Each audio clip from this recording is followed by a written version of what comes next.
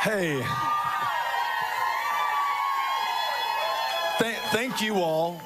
Thank you, every single one of you, for being with us right now. It means the world to us.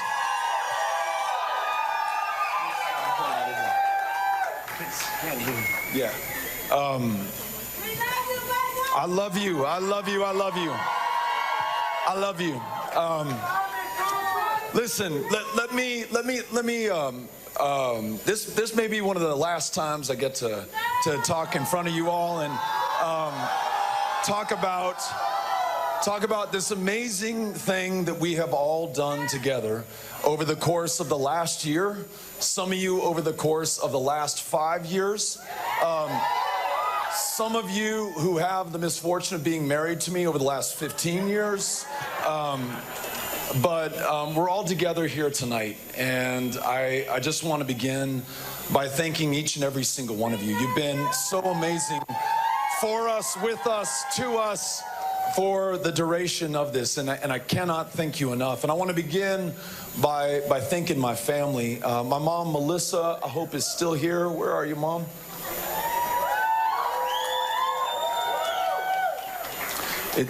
She's at the bar. Love you, Mom.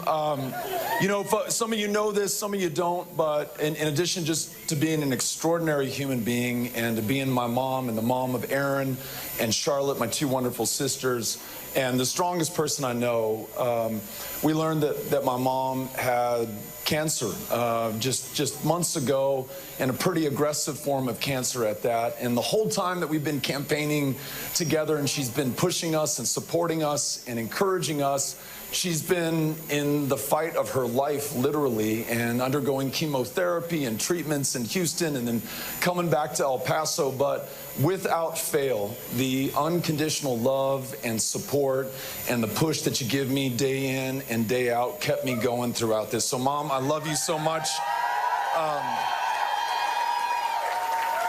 We're all on your campaign now against this cancer.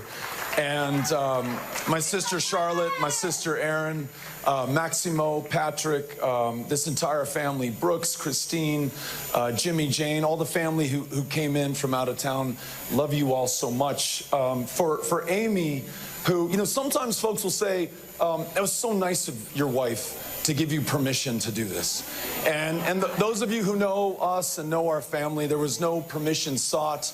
There was no permission granted. This was a decision that you and I made together. And we did this because of the other part of our family. Ulysses and Molly and Henry, they continued to be the impetus for this. We know that at some point or other, we will face their judgment for what we do or what we fail to do at a moment of truth like this one. And we wanted to make sure that we could come through.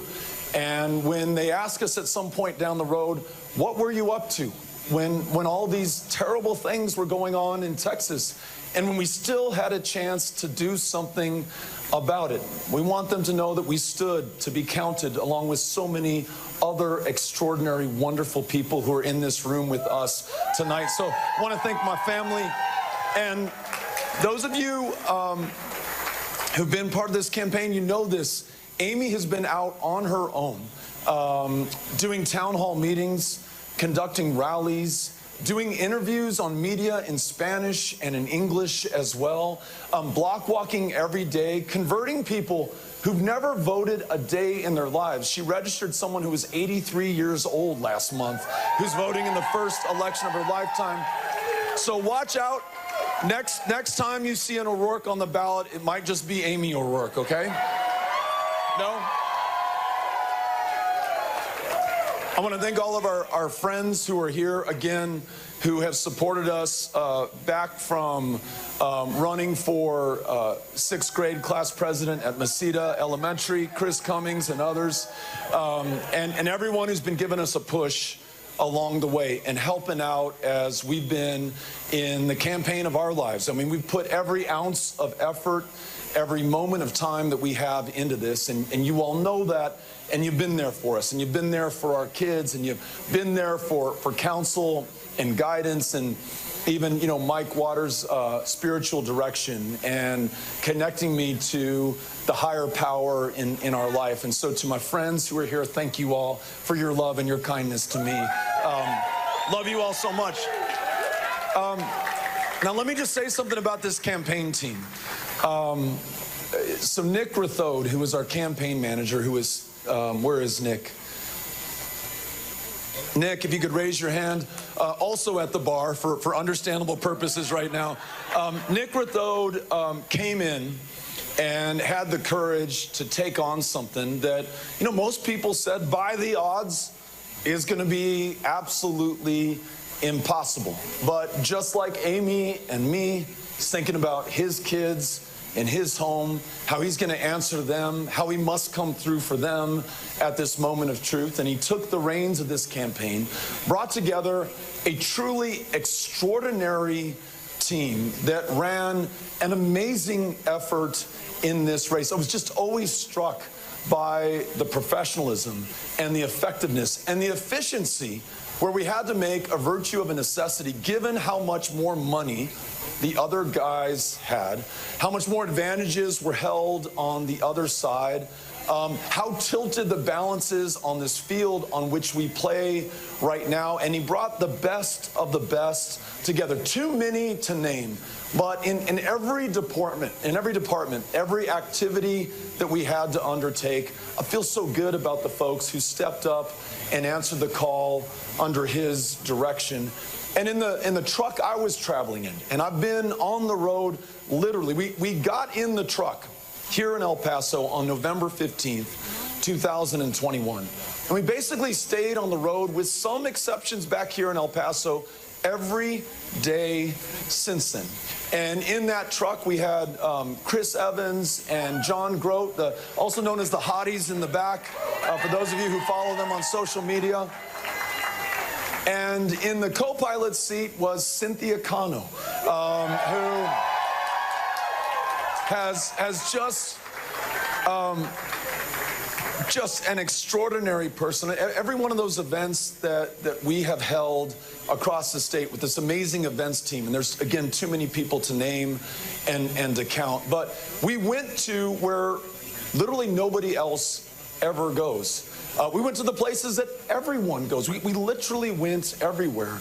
And Cynthia and this team set those up, connected us with those people, kept us on time, kept us alive, kept us on the road, got us here to this point. And so, you spend a year with a bunch of people inside the cabin of a truck.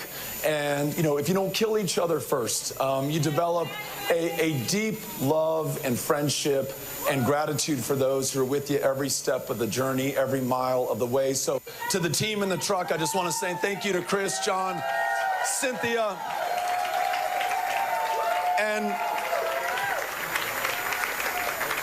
then all of you, and every volunteer, every person who signed up for a shift to knock on doors, to make phone calls, to write letters. You all were part of the most amazing effort that I have ever been a part of, at least in my 50 years on this planet, and the most amazing effort I've ever seen in the state of Texas. And we've been part of some amazing efforts before, but this one really takes the cake. And you think about where we all were when we all made the decision to do this together. I mean, just the odds that we faced, for starters.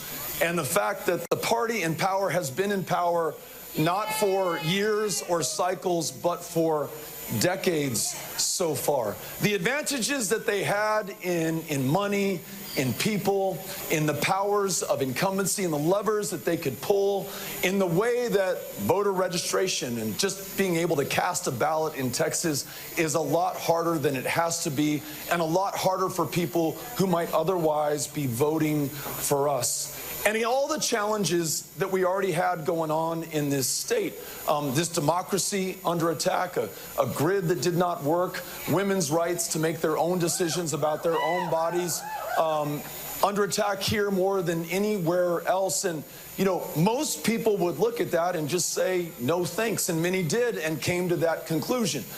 But against all that, at a time when we could be tempted to give in or to give up, we all decided instead to give it our all. And that's what I think distinguishes us and defines us right now. Everything that we could possibly give to this, we gave to this. And I don't mean the candidate, and I don't mean the staff. I mean every single person who was a part of this campaign.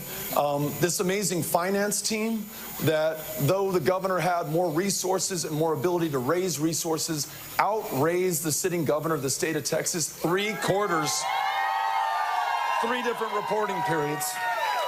All the small dollar donors, all the big dollar donors, the 95,000 plus volunteers who knocked on more than 5 million doors across the state of Texas, made millions more telephone calls, wrote tens of thousands of letters, made these amazing banners that we saw hanging over freeway overpasses all across the state of Texas.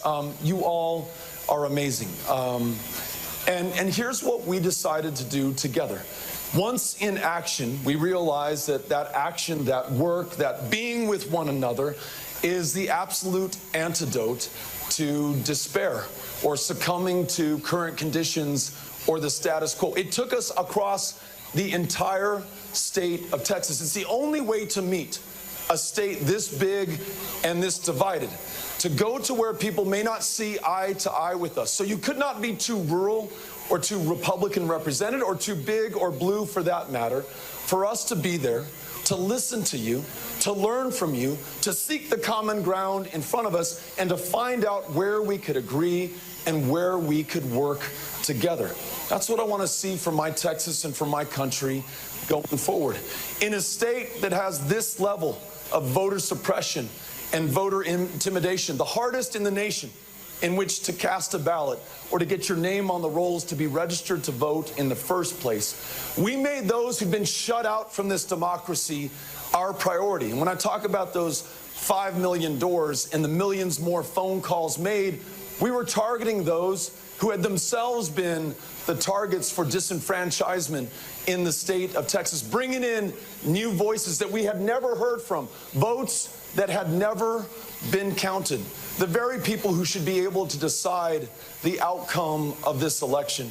And against a governor in a state where there are no campaign contribution limits, where he started, folks, $50 million ahead the day that we entered this race. This team never gave up. Hundreds of thousands of people gave whatever they could, $5, $25, $50. And through this finance team, they were able to get people to give a lot more than that as well. And then we used those resources as effectively, as efficiently as we possibly could, knowing that we would never be able to outspend the incumbent, our opponent, but knowing that those resources were precious and we had to use them to get to those doors of those voters who otherwise we would never hear from in this election. In other words, all of us doing all we could with what we had, where we were, wherever we were across the state of Texas, the most awesome undertaking that I've ever had the pleasure or the honor to be with. And it brings us now to this moment where, after we have described to our fellow Texans the choice in this election, after some truly historic failures in this state over the last 8 years, we offered a vision, a Texas where every woman makes her own decisions about her own body and her own future and her own health care. A state where children don't have to fear going to school and being gunned down in their classroom and their parents having to identify them by the shoes that they are wearing. Or in those same schools, teachers not having to work 2 or 3 jobs to make ends meet because we treat them with enough respect. We pay them enough so they can focus on that most important job in front of them. A state where we expand Medicaid and folks can afford to see a doctor, go to a mental health provider, fill a prescription, be healthy enough to go to school or to work or to raise their families. A state where we are no longer incarcerating people for possession of a substance that is legal in most of the rest of the country right now. These are things that not just Democrats agreed on, but Republicans, independents, our fellow Texans from across the state. And the best way that I can put all of this in a way that maybe any of us can understand is we just want a state where people are free enough and healthy enough to be able to pursue their potential and rise to fulfill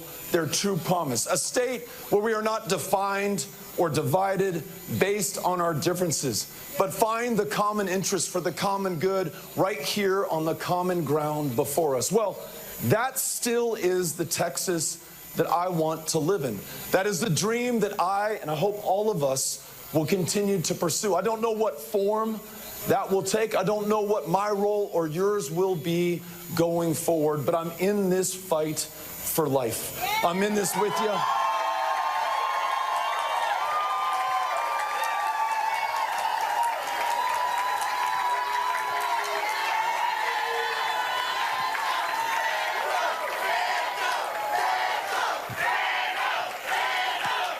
Thank you, man. Thank you. And listen, and chingon, that's right too.